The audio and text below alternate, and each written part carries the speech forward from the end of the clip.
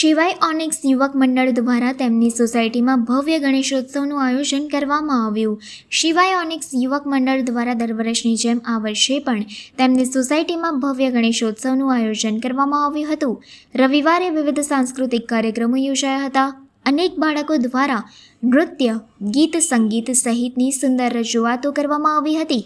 તેમજ છેલ્લા શૈક્ષણિક વર્ષમાં એસએસસી અને એચએસસી પરીક્ષામાં સર્વાધિક ગુણ મેળવનાર વિદ્યાર્થીઓને ટ્રોફી આપવામાં આવી હતી. આ કાર્યક્રમમાં મુખ્ય મહેમાન તરીકે શ્રીમતી ગાયત્રીબેન રાજપૂત, પોલીસ ઇન્સ્પેક્ટર મકરપુરા તથા ફેડરેશન ઓફ વડોદરા રેસિડેન્ટ્સ એસોસિએશનના પ્રમુખ શ્રી સુરેશભાઈ પાલામેલ ઉપસ્થિત રહ્યા હતા. કાર્યક્રમમાં સોસાયટીના સભ્યો મોટી સંખ્યામાં જોડાયા હતા.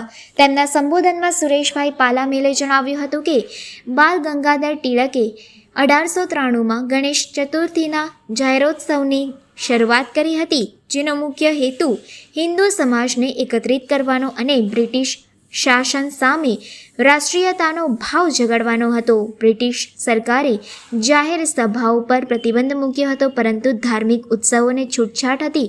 આ અવસરનો લાભ લઈને ટિળકે ખાનગી ગણેશોત્સવને જાહેરોત્સવમાં પરિવર્તિત કર્યો હતો અને તેને રાષ્ટ્રીય એકતા તેમજ રાષ્ટ્રીય વિચારધારાના પ્રસારનું માધ્યમ બનાવ્યું હતું. સુરેશભાઈએ આગળ જણાવ્યું હતું કે જેમ લોકમાન્ય ટિળકે ભગવાન ગણેશજી પ્રત્યેની ભક્તિ સાથે હિન્દુ સમાજને એક મંચ પર લાવવાનો પ્રયત્ન કર્યો હતો, તેમ આજના સમયમાં પણ આ ઉત્સવનો ઉપયોગ લોકોમાં એકતા જગાડવા, સમાજ તથા રાષ્ટ્રની સમૃદ્ધિ માટે કરવો જોઈએ.